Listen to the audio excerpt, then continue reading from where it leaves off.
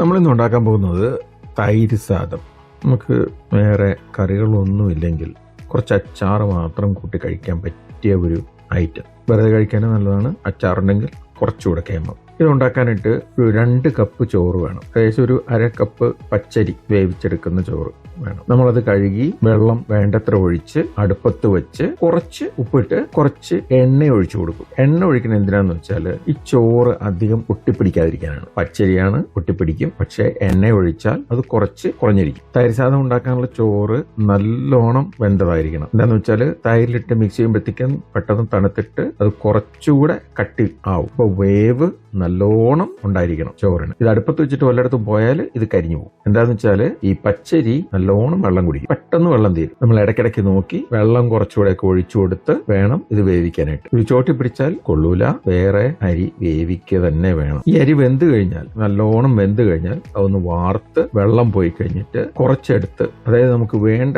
ചോറെടുത്ത് തണുപ്പിക്കാൻ വെക്കണം. തണുത്ത ചോറിലാണ് നമ്മൾ തൈര് സാദം ഉണ്ടാക്കുന്നത്. അപ്പൊ നമുക്ക് കുറച്ച് ചോറെടുത്ത് മാറ്റി വെച്ച് അത് തണുപ്പിക്കാം. കുറച്ച് തണുത്ത് കഴിഞ്ഞിട്ട് പെട്ടെന്ന് ബാക്കിയും കൂടെ തണുക്കണമെങ്കിൽ നമുക്കത് ഫ്രിഡ്ജിൽ വെച്ച് തണുപ്പിക്കാം. ഈ തണുപ്പിച്ച ചോറ് തൈരിൽ മിക്സ് ചെയ്തിട്ടാണ് തൈര് സാദം ഉണ്ടാക്കുന്നത്. തൈര് നമ്മൾ കടുക് വറുത്ത് മിക്സ് ചെയ്യുന്നതാണ്. ഈ തൈര് മിക്സ് ചെയ്ത് തൈര് മിക്സർ എങ്ങനെ ഉണ്ടാക്കുന്നതെന്ന് നോക്കാം. ഇത് നമുക്ക് വേണ്ടത് വെളിച്ചെണ്ണ, കടുക്, ഉണക്കമുളക്, ഉഴുന്നുപരിപ്പ്, കറിവേപ്പില, പച്ചമുളക്, മല്ലിയില, ഇഞ്ചി, പിന്നെ നമുക്ക് വേണ്ടത് തൈര്. ഇത്രയും സാധനമാണ് വേണ്ടത്. ഇഞ്ചി നമ്മൾ നല്ലോണം കൊത്തി അരിയണം. പച്ചമുളക് കട്ടി കുറഞ്ഞ് വട്ടത്തിൽ അരിഞ്ഞെടുക്കണം. മല്ലിയില ഒന്ന് ചോപ്പ് ചെയ്യണം.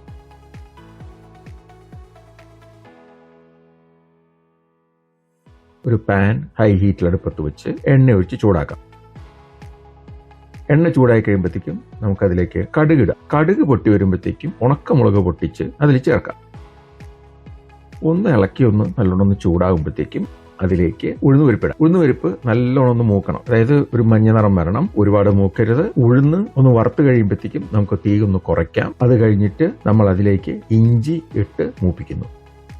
കറിവേപ്പിലയും അതിന്റെ കൂടെ തന്നെ നമുക്ക് അരിഞ്ഞു വെച്ചിരിക്കുന്ന പച്ചമുളകും ഇട്ട് ചൂടാക്കാം. നല്ലോണം ചൂടായി വരുമ്പോഴത്തേക്കും നമുക്ക് തീ ഓഫ് ചെയ്യാം.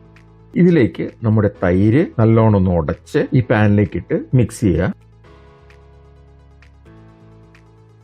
ഇതിലേക്ക് നമുക്ക് വേണ്ട ഉപ്പും ചേർത്ത് അതിന്റെ കൂടെ തന്നെ മല്ലിയില അരിഞ്ഞു വെച്ചിരിക്കുന്നതും കൂടി ഇട്ട് ഇളക്കാം. നമുക്ക് ഈ തൈര് മിക്സ്ചർ നമ്മൾ തണുപ്പിച്ച് വെച്ചിരിക്കുന്ന ചോറിലേക്ക് ഇട്ട് നല്ലോണം ഒന്ന് മിക്സ് ചെയ്യാം.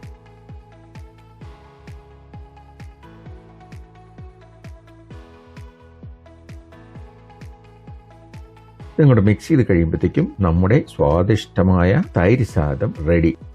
ഇനി കുറച്ച് നാരങ്ങ അച്ചാറും കൂടി ഉണ്ടെങ്കിൽ ബഹുരസമായി. ഈ വീഡിയോ ഇഷ്ടപ്പെട്ടാൽ സബ്സ്ക്രൈബ്, ലൈക്ക് ആൻഡ് ഷെയർ. വീണ്ടും വേറെ വീഡിയോസ് വരുന്നവരെ ഹാപ്പി കുക്കിംഗ്.